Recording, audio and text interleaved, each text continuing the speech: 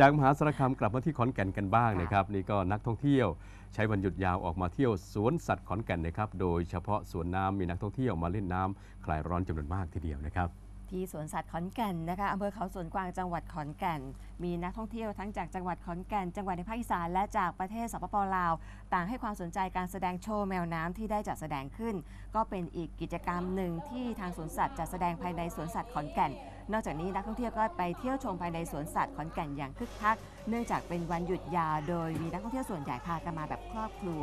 ประกอบกับมีการปิดภาคเรียนนะคะในวันหยุดยาว5 วันก็ทำให้นักท่องเที่ยวพากันมาเป็นครอบครัวมาเที่ยวกันจำนวนมากทีเดียวครับโดยเฉพาะที่บริเวณสวนน้ำที่ตั้งบนยอดเขาสวนกวางนะครับก็มีนักท่องเที่ยวให้ความสนใจมาเล่นน้ำเพื่อคลายร้อนนะครับเนื่องจากว่าในช่วงกลางวันของจังหวัดขอนแก่นมีอุณหภูมิสูงที่ 40 องศาเซลเซียสเลยทีเดียวก็ทำให้